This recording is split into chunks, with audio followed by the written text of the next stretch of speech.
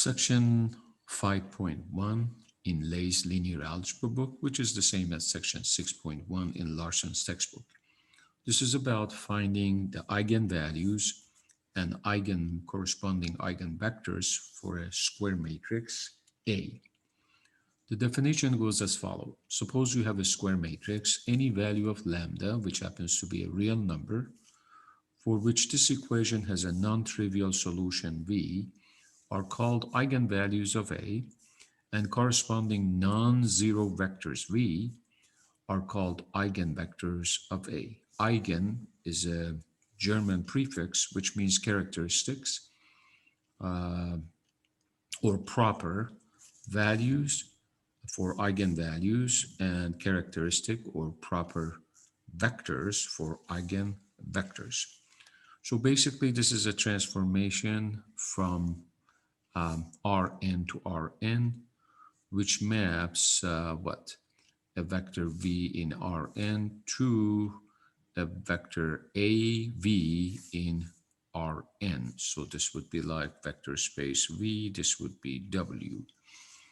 Okay, so basically what this transformation says that the eigenvector of A is those non-zero vectors. Remember, the eigenvector cannot be a zero vector by definition, that are mapped into the constant scalar multiple of themselves by the linear transformation T.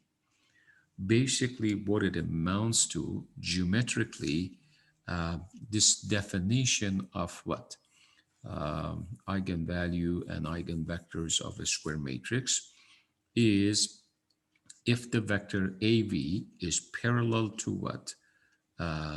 Lambda V, then what happens is we can find the eigenvalues, the eigenvectors for the matrix A. Remember, I have an open dot at the origin because by definition, the eigenvector cannot be zero vector. So this is an open dot.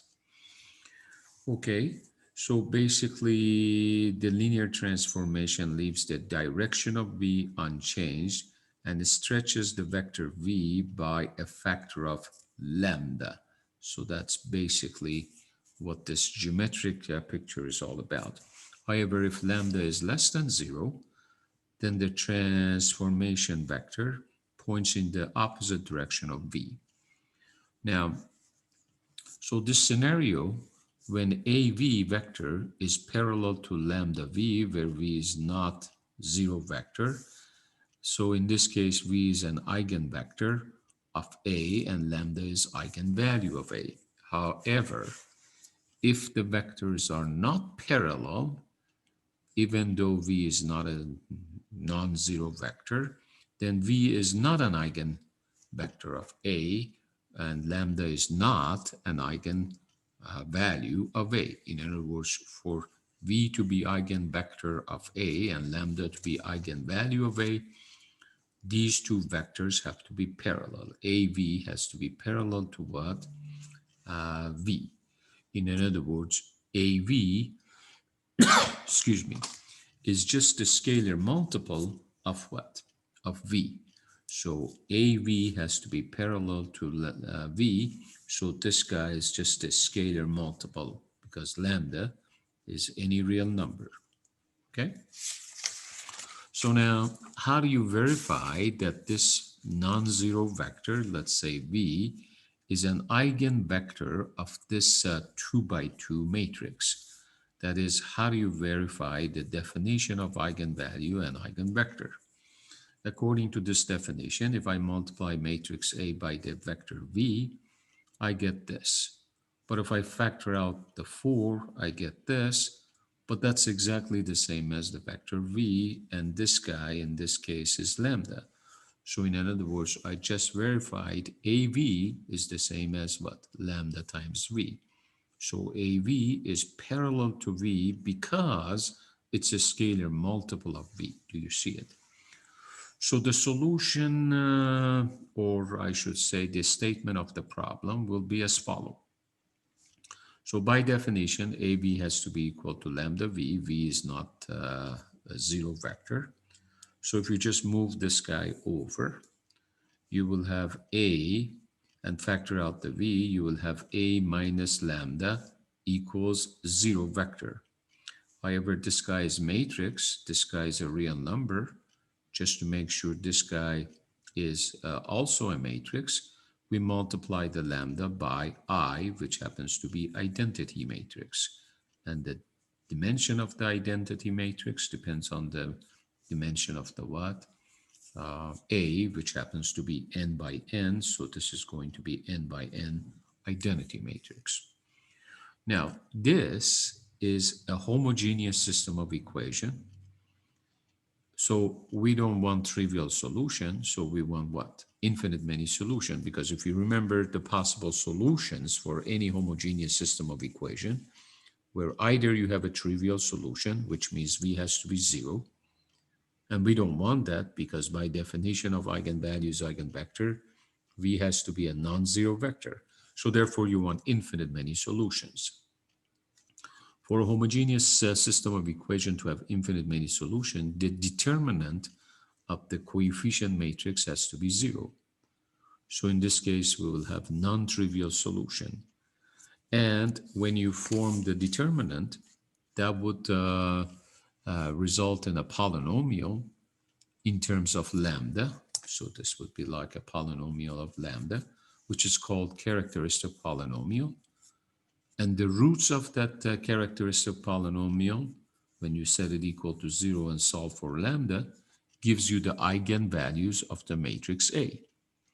A quick fact about, this kind of eigenvalues and eigenvectors is as follows. If you have a square matrix, that square matrix is invertible, so that means A inverse exists if and only if 0 is not an eigenvalue of A.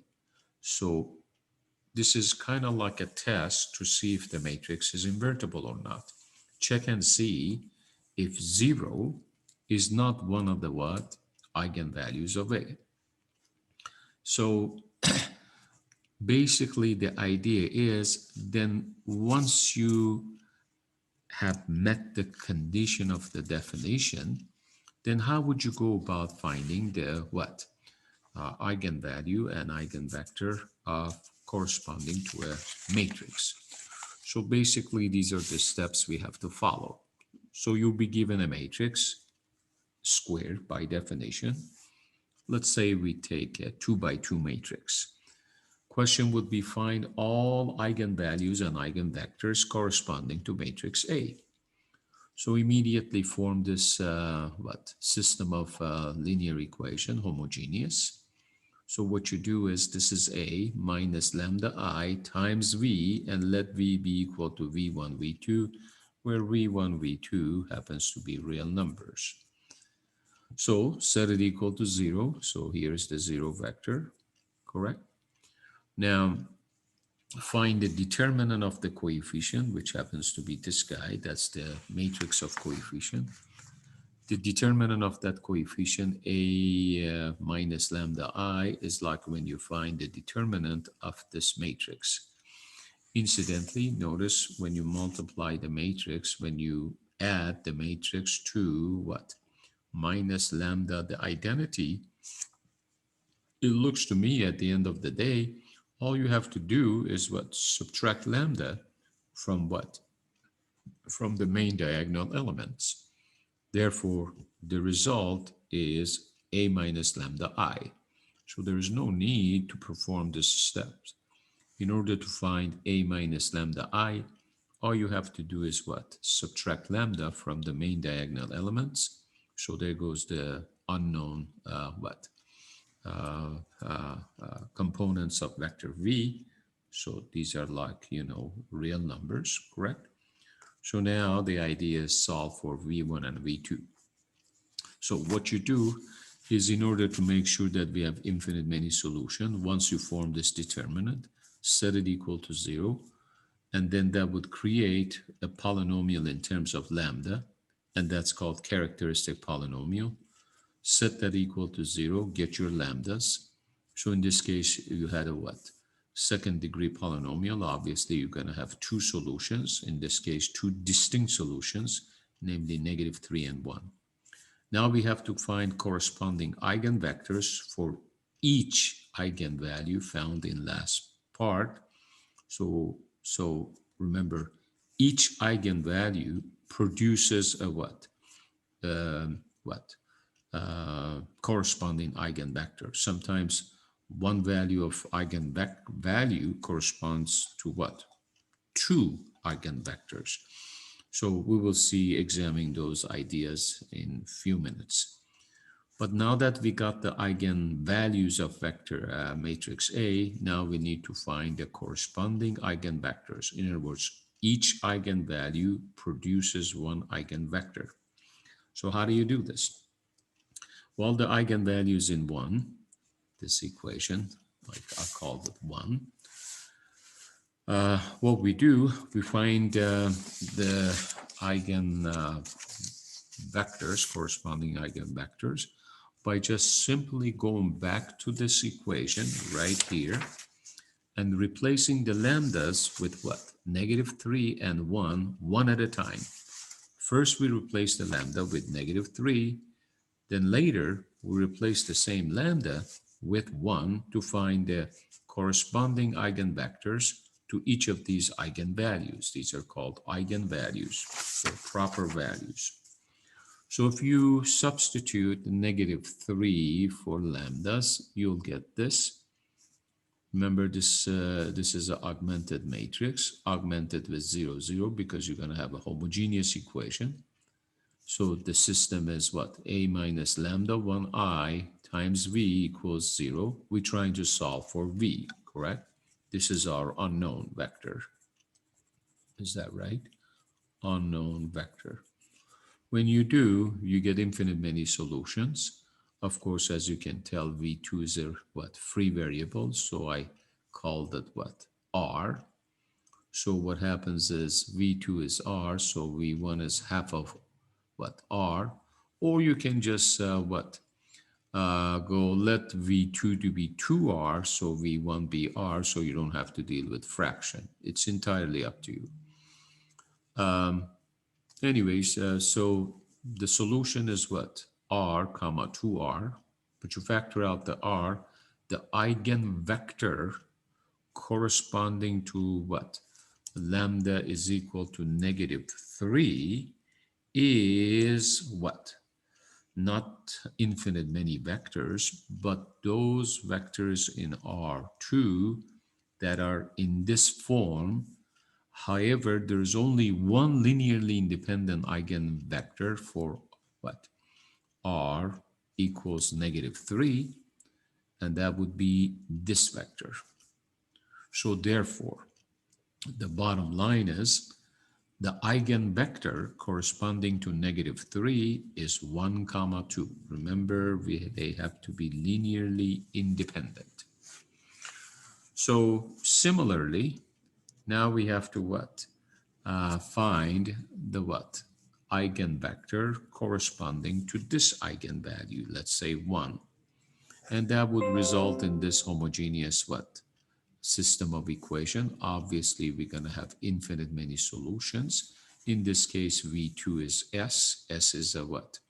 A real number. So V1 is also S. So the solutions to 2 is what? S comma S, but if you factor out the S, which is a scalar, you will only have one linearly independent vector, which is 1, 1. So the bottom line is the eigenvector corresponding to what? Eigenvalue 1 is just 1, 1. That's the only linearly independent vector. Everything else is just a scalar multiple of it. So the bottom line is V1, V2 are linearly independent, so they span R2. Therefore, we say matrix A has picked out a what? A basis for R2. So that's basically how you find the eigenvalues and eigenvectors of what? Of a matrix. Of course, you can have 3 by 3 matrix. Okay. Then you can form this determinant, set it equal to 0, solve for lambda. And when you do, you get what? Lambda is equal to 2 multiplicity 2 and lambda is equal to what? -1, multiplicity 1. Because this is a third degree polynomial equation, so this would be the same as your characteristic but polynomial. It's third degree, therefore it's expected that you come up with 3 roots. However, when you test drive what lambda is equal to 2 and you form this augmented matrix, which is a homogeneous linear equation, you're going to end up with this row echelon form. But notice V2 and V3 are free. So now you have 2 free variables, R and S. So therefore, the solution to this system is -4R plus 2S comma R comma S, where R and S are real numbers. However, the only 2 linearly independent vectors happens to be -4, 1, 0 and 2, 0, 1, because if you factor out the R from this vector, that gives you -4, 1, 0, and if you factor out the S, that gives you 2, 1, 0. If you add these guys, these 2 vectors, you get the same vector back. So the moral of the story is what? These are the linearly independent eigenvectors corresponding to what? 2. Remember I told you, sometimes one eigenvalue might produce what? More than one eigenvector. However, geometrically, V1 is not equal to V2. So that means the eigenvectors all lie in a plane through what? The origin containing V1 and V2. So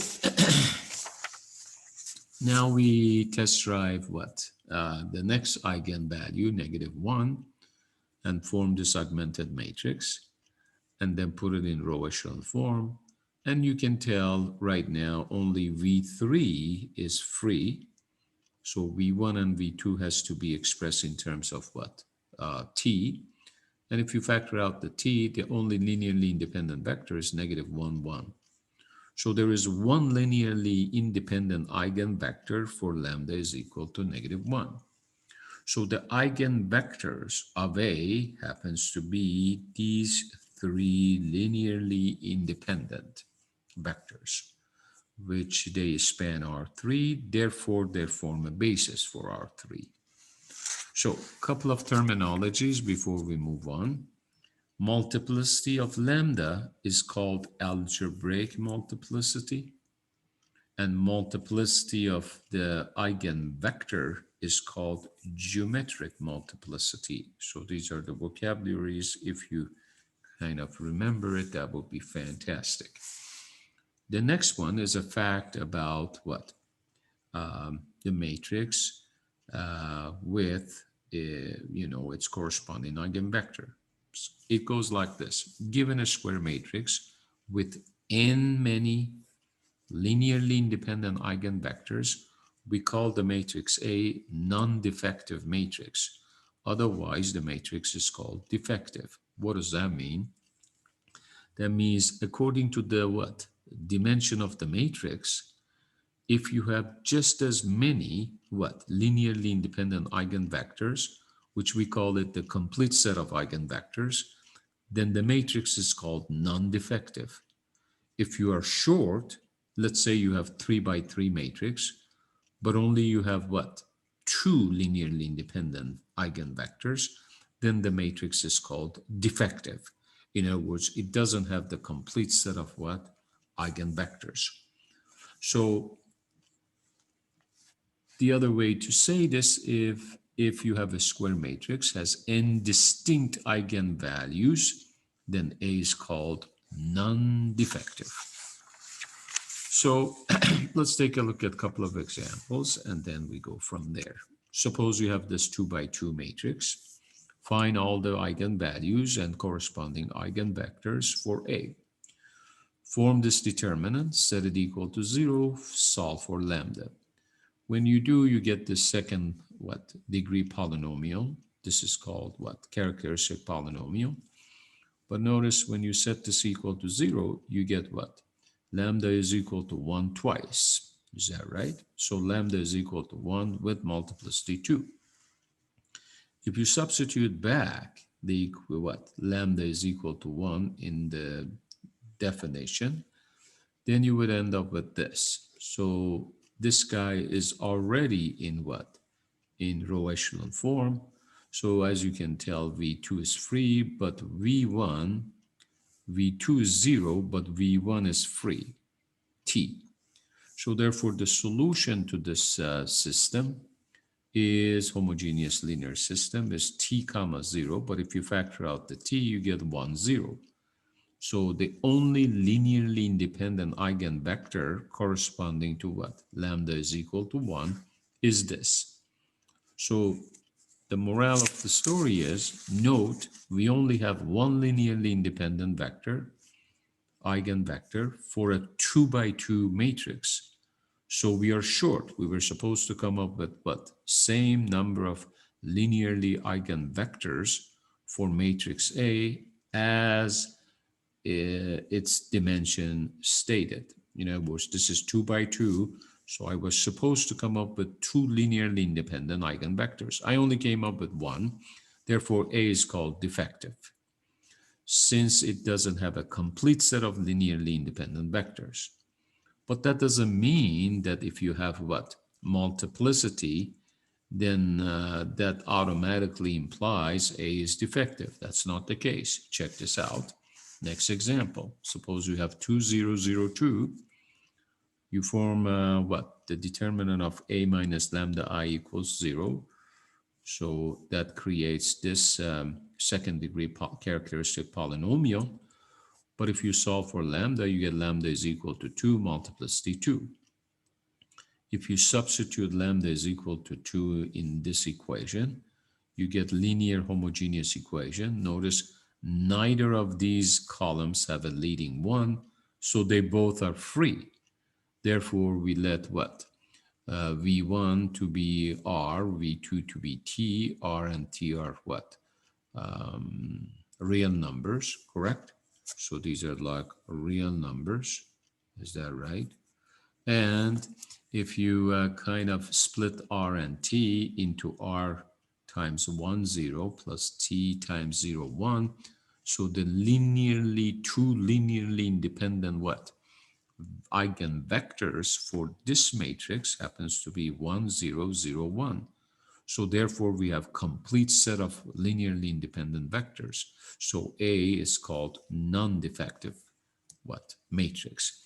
So I brought this up so you don't get the impression just because what? You have a multiplicity, that means automatically you can what? Conclude that what? Matrix is defective. Notice we had a multiplicity and yet the matrix was not defective. It was non-defective because we have complete set of linearly independent eigenvectors, and the number of linearly independent eigenvectors matches the dimension of the what? The matrix. Thank you.